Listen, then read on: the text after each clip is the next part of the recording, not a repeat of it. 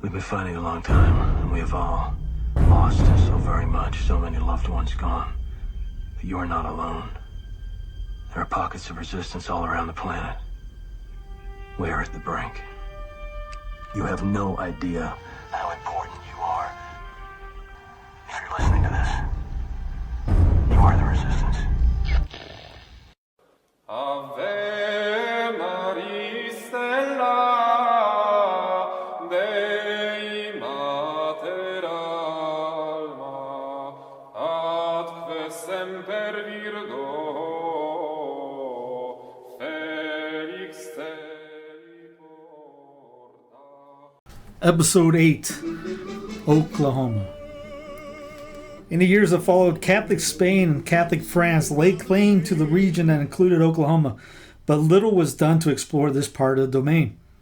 The 1700s saw French traders such as Bernard de la Harpe in 1719 and Athanase de Mazières in 1778 traveling the Arkansas and Canadian rivers in search of furs, but these were purely commercial ventures. One of these traders, Jean-Pierre Chateau, visited the Osage camp in 1796 near the place called the Three Forks of the Arkansas, where the Vire de Grace and the Grand Rivers join the Arkansas just east of present-day Muskogee. By the way, I'm taking this from the book Tulsa, This Far by Faith, 1875-2000. By James White, historian, Diocese of Tulsa. In 1817, Chateau's son, Auguste Pierre, established a trading post on the Grand River, which he called La Grande Saline, modern Salina, in present-day Mayes County. In the 19th century, we sometimes find the name of Father Charles de la Croix, given as the first priest and minister in the region that today is Oklahoma. He undoubtedly set out from St. Louis in the spring of 1822 to visit the Osage, but it is now clear that neither this journey nor another he made in August of the same year brought him south of Kansas. Credit for the first definitively recorded exercise of Catholic ministry in our state, therefore, must go to a Jesuit priest, Father Charles Van Quickenborn, who was also stationed in the St. Louis area. He made a series of visits to the Osage, including one in 1830 to the band of Chief Claremore. At this time, he also visited Auguste Chateau's trading post on the Grand River, as well as Osage Subagency operated by Nathaniel Pryor on the creek that bears his name, and the third site somewhere on Cabin Creek. Within this 20-mile radius, he designated 3 mission posts. Here he undoubtedly said Mass and ministered the sacraments to French and Osage residents of the area. He returned to St. Louis with plans to come back to the Osages, but he never again made it as far south as Oklahoma. Not until 1875 did a priest take up permanent residence in Oklahoma. He was a Benedictine monk from France whose name was Isidore Robot. He was seeking refuge for himself and his monastic community from the harsh anti-clerical laws that demanded the closing of Catholic institutions. The Archbishop of New Orleans had suggested that he might begin a new Benedictine establishment in the Indian Territory, so in October 1875, Father Isidore and his companion, Brother Dominic Lambert, or maybe Lambert, arrived at Atoka, where the single Catholic church in all of Oklahoma then stood. That the church was there at all was something of a fluke. When the first railroad came through the Indian Territory, following the present route of U.S. Highway 69, more or less, in Central of Operations 1872, was at the Chateau settlement that was known as Atoka. Although there were almost no Catholics in the area, the railroad workers were mostly Irishmen, and a priest from Fort Smith visited them and encouraged them to build St. Patrick's Church. Less than a year after arriving at Atoka, Father Isidore received documents from Rome informing him that the Indian Territory had been given quasi-independent status as a prefecture apostolic with himself as prefect. The two documents were dated July 5th and July 9, 1876, respectively. The monks did not find the situation at Atoka to their liking, and so they decided to move their headquarters.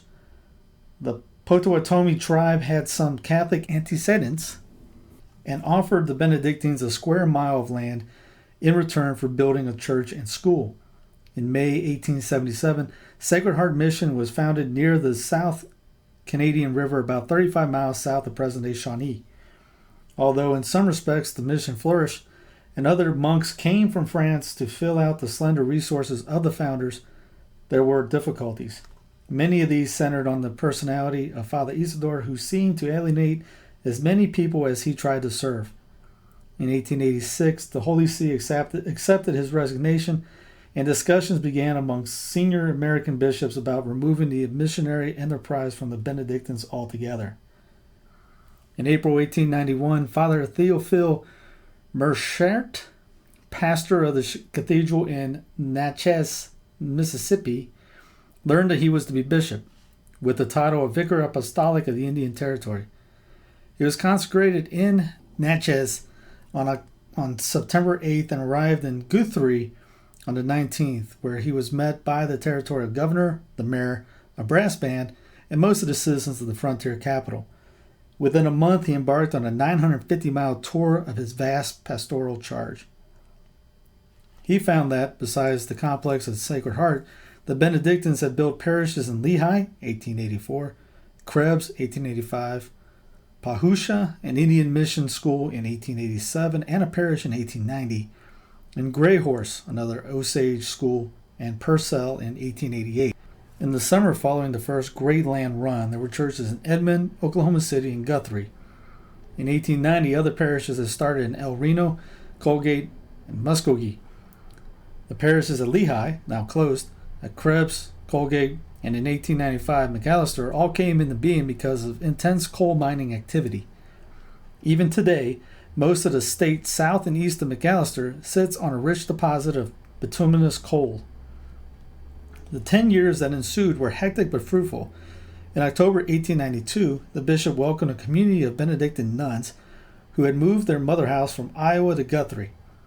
That year, he ordained a single priest, but in 1893 he made the first of what would become 9 trips to Europe, in which he recruited more priests and seminarians, begged for funds, and reported to his superiors in Rome.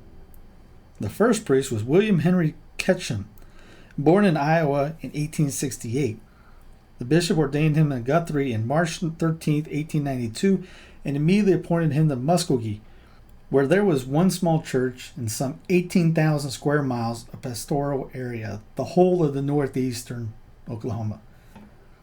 Ketchum was young, just 23 at ordination, energetic and personable. Within a few months, he had laid the groundwork for boys and girls schools in Muskogee.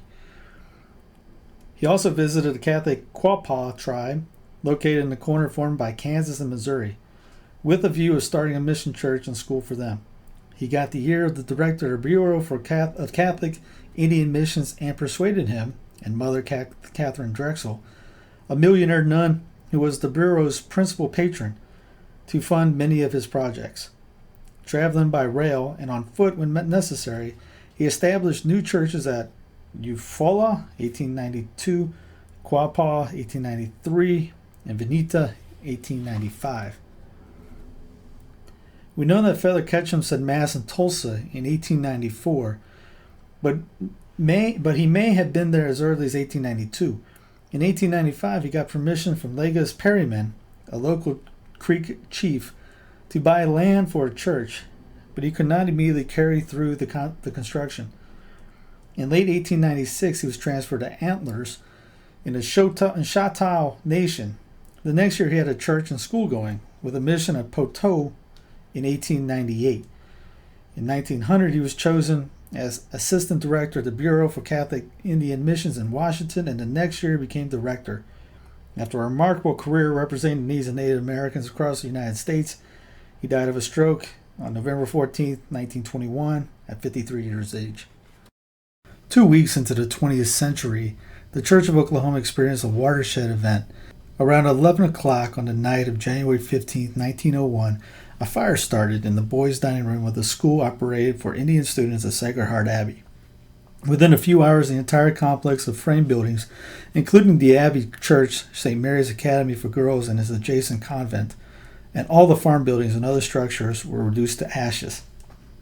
The students were sent home and the monks were dispersed to other monasteries while the work of rebuilding got underway.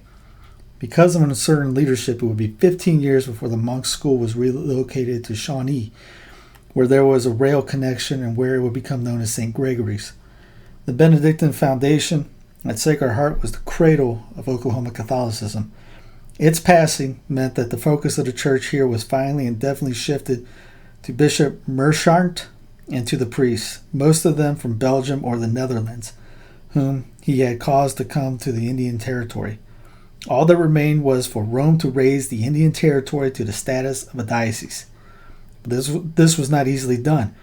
The Benedictines had never been truly reconciled to the fact that their missionary franchise had been handed over to a bishop from the secular clergy. They held out for certain guarantees such as the ownership of certain parish properties, and they had not received everything they wanted. In 1896, Sacred Heart Mission was given the status of independent abbey, and if the first abbot had remained in office, matters would probably have not resolved amicably. Unfortunately, Abbot Thomas de Perot died after a mere 13 months in office. His successor, Abbot Felix de Grasse, felt obligated to defend the Benedictine claims, especially in regard to the new St. John's Parish in McAllister. He was able to bring the full weight of the Benedictine establishment in Rome against Bishop Meerschaert, and the bishop was powerless to break the deadlock. More than that, Rome would not take action on Meerschaert's request for the erection of a diocese in Oklahoma until the Benedictine matter was settled. In July 1905, Abbot Felix died, and when a monk came from Europe to oversee the election of a new abbot, the bishop finally was able to move the diocese question forward. That summer, he went to Rome for his regular report, made to Vatican officials every 5 years, and on June 27th, he learned from Pope Pius X that he would no longer be merely the vicar apostolic of the Indian Territory, but Bishop of Oklahoma instead. The decree of erection took effect on August 17, 1905. It is interesting that the title was adapted more than 2 years before the twin territories became a single state, and that the decree, which of course incorporated Meerschaert's own suggestions, commanded him to make his residence in Oklahoma City, though Guthrie would remain the state capital until 1910. Clearly, the bishop had his ear to the ground on these matters. A constitutional convention assembled in 1906 to prepare a basic law for the proposed state of Oklahoma. It produced a document with several peculiar features. One of them, reflecting the populist mood of the assembly, was that it was roughly 10 times as long as the American Constitution. Another was its definition of colored race, which paved the way for the infamous Jim Crow laws that soon followed. A third was one that forbade shipments of intoxicants within the state. In part, this third provision was made necessary by the federal law making it possible for the former Indian reservation lands to apply for statehood. In part also, it reflected the progressive mood at the times, which was confident that bad habits, such as alcoholism, could be cured by well-intentioned laws. Alcohol did present challenges to society in the early 20th century that we tend to overlook today. Men who drank to excess, and in those days alcoholism was regarded exclusively as a male problem, often left their wives and children destitute, and society had no safety net to provide for them. There was then no network of social programs except a small church and private agencies that were inadequate to meet the scope of the problem. This led a number of citizens to decide that the solution to alcoholism lay at the abolition of drinking in America altogether. This prohibition movement began in rural Kansas, and it quickly spread to the new state on Kansas' southern border. In 1917, the Oklahoma legislature passed a law forbidding the importation of wines and liquors from outside Oklahoma. Since it complemented the existing law regarding shipments within the state, it was known as the Bone Dry Law. Whether by accident or design, it neglected to exempt wine intended for religious services, and so the law posed a serious danger for Catholics who would thus be deprived of the Mass. Oddly enough, no one in Catholic circles had paid sufficient attention to the issue or had bothered to consider what effect the new law might have on religious observance. In August 1917, the pastor at Norman went to Santa Fe Station to pick up a barrel of altar wine, only to be told that the sheriff had confiscated the shipment and turned it over to the court. Bishop Merchart and his legal advisors decided to appeal the new law. Because the Norman pastor, Monsignor John Metter, was known for his fiery temper, the bishop chose to create his own test case. A second shipment was deliberately imported for St. Mary's Church in Guthrie in the name of Father Urban de Hask, a diocesan chancellor. When this too was seized, Father de Hask became the plaintiff in the legal action that followed. The case continued for the next 9 months. Father de Hask, who was joined by representatives of the Lutheran and Episcopal churches, since these two needed wine for their services, ultimately had to bring the case before the Oklahoma Supreme Court. That body ruled on May 28, 1819, that the importation of sacramental wine was protected under the principle of religious liberty. The vote was 8 in favor and 1 abstention. Chief Justice Matthew Kane, a Catholic, refrained from voting to avoid the appearance of favoritism. It may surprise many Catholics today to know that prior to World War I, relations between Catholics and their non-Catholic neighbors were generally good. Admittedly, Catholics were always regarded as exotic by the homespun religious establishment in Oklahoma, but the problems in simply surviving in the raw plains after the land runs meant that Catholics could help build Baptist churches and Baptists could do the same for Catholics. In fact, the first church erected following the famous run of April 22, 1889 was Catholic, St. John's in Edmond. This utopian situation slowly changed under pressure from outside Oklahoma. From 1880 onward, the great migration from Eastern and Southern Europe began to arrive on American shores. Although the nation was desperate for people to perform the heavy, dirty jobs required by the Industrial Revolution, there was still a perception that Italians, Poles, and Lithuanians were too different ever to be good Americans.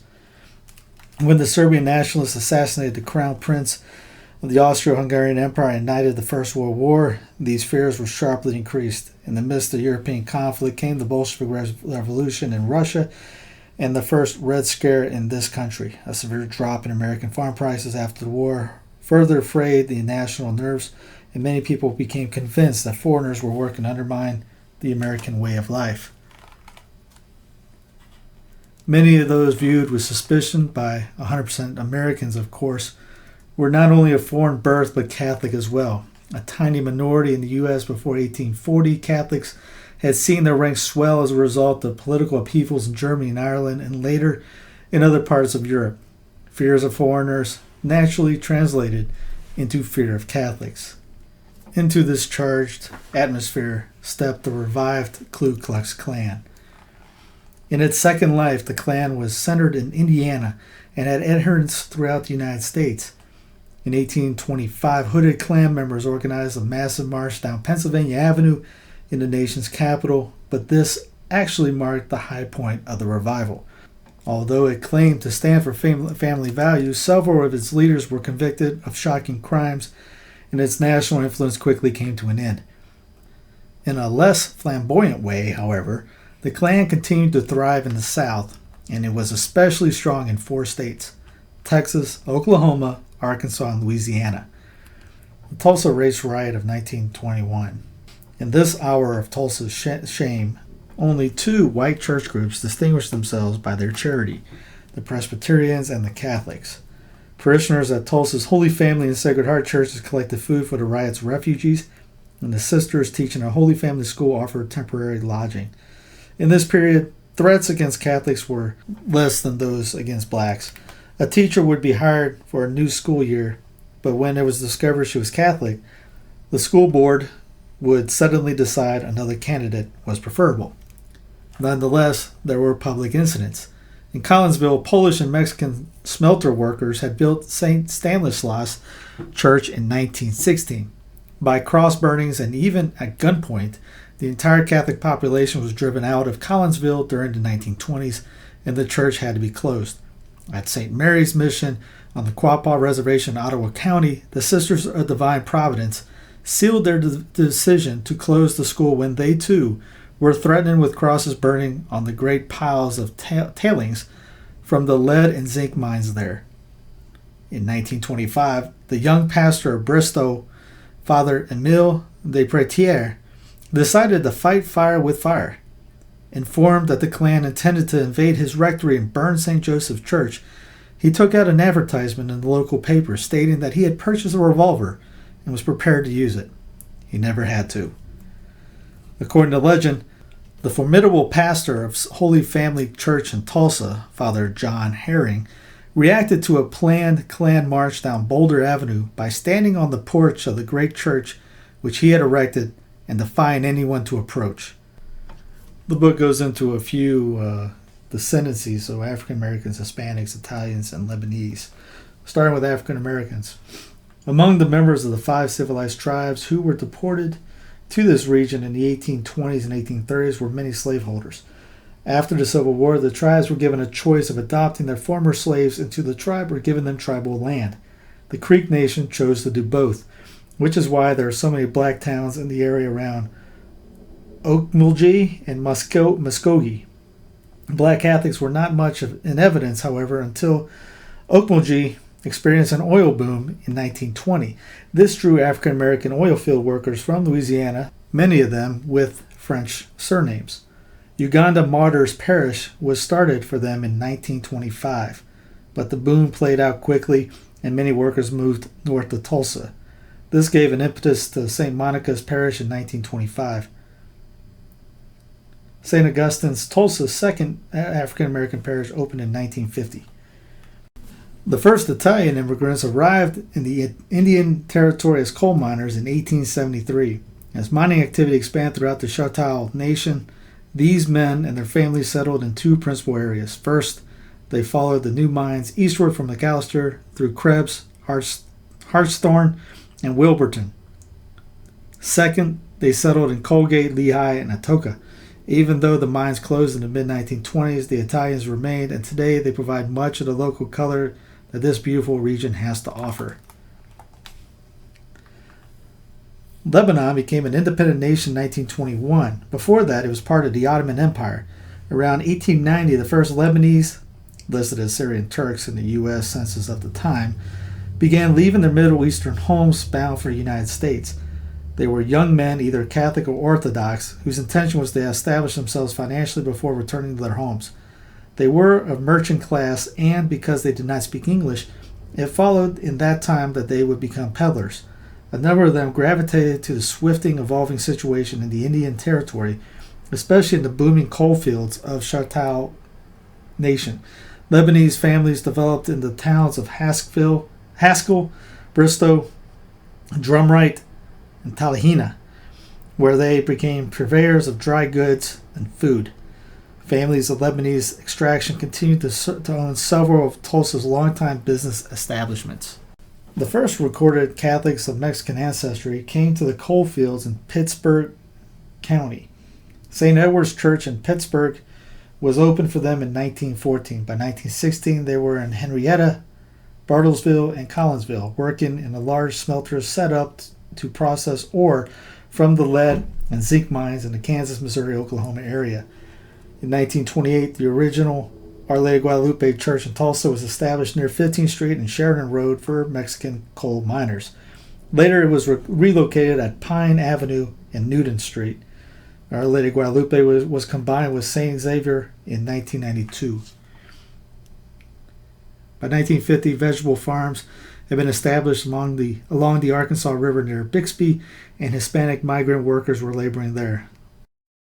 So there's a book, Tenacious Monks by Joseph Murphy. It's on these Benedictine monks who started the monasteries in Oklahoma. Let me just read from the inside flap. This book is a centennial history of the fathers and brothers of the ancient order of St. Benedict in the Oklahoma country. Their original entry in 1875 into the area then known as the Indian Territory was into a locale not generally regarded by Catholic bishops and religious orders as favorable for resident Catholic missionaries. A dynamic French priest, Isidore Rabault, and lay brother Dominic Lambert, formerly of the Papal Guards in Rome, disregarded the odds and plunged into the Indian country. The story of the foundation of the Catholic Church therein, the establishment, the prefecture of the Indian Territory, the building of a monastery and boarding schools in the wilderness, and the hard circumstances within which such were accomplished will be the interest to all concerned with ecclesiastical history. Moreover, students of the Indian Territory can find considerable material relevant to life and forms among the Indians in this era. From the nature of the purposes of this writing, an effort has been made to explore in depth the characteristics of this monastic community, unique in many ways among Benedictine foundations in North America. The narrative describes the internal struggles and difficulties which it had to undergo in order to maintain its very existence. That it somehow succeeded in doing so for 100 years suggested the title of the book. To build and maintain schools was the prime aim from the beginning. In the course of these pages is to be found the history of the early educational effort at Atoka, Choctaw Nation, and at Sacred Heart Mission, Potawatomi Nation. In the latter location, St. Benedict's Industrial School gradually gave way to Sacred Heart College, which was the forerunner of St. Gregory's College, opened in Shawnee, Oklahoma in 1915. The sometimes turbulent and difficult circumstances of this monastic family had a parallel in the evolution of its educational efforts. St. Gregory's Abbey and St. Gregory's College today, beset with the problems of these latter times, still reflect the spirit of optimism and tenacity so characteristic of the founder Isidore Ribot. The Oklahoma Benedictines began a mission in California in 1905. They are active yet today on 2 large parishes in the Archdiocese of LA. In this book is an attempt to describe the California beginnings, the history of the monastery which thrived for a time and died, and the story of the early days of 2 parishes very much alive in the 1970s. So, this book is roughly 460 pages worth, and just describes them. If you're a fan, if you live in Oklahoma and want to learn more about these Benedictines, I think there's 1 or 2 books on Amazon with it. Tenacious Monks. That's the photo that you're looking at right now. Finally, there's a book called Monuments, Marvels, and Miracles, Traveler's Guide to Catholic America. And on Oklahoma, there was a couple ones. On eastern Oklahoma, it says, when parishioners of Immaculate Conception Catholic Church in Pawhuska on the Osage Reservation gaze at their world-famous Osage window, they're looking at a family portrait. Crafted in Germany, the spectacular window, spanning nearly 10 by 25 feet, depicts Father John Schoenmakers bringing the gospel to the Osage Nation. Subjects, all in tribal dress, include Chief Bacon Rind and his wife Julia, Chief Author Bonnicastle, and Chief Saucy Calf. Some say gold dust is what makes the windows so beautiful. Dubbed the Cathedral of the Osage, the brick church dates from 1910. The Holy Family Cathedral in Tulsa, windows of mercy include the prodigal son, Jesus knocking at our door, the penitent woman, Jesus the Good Shepherd, and scriptural passages dealing with sin and forgiveness. In one image, the crucified Jesus and a chalice appear with the words, "Behold the price of sin." This opened in 1914. The Gothic-style church boldly proclaims the gospel. 3 spires representing the Holy Family soar 251 feet into the heavens and are crowned with 10-foot crosses.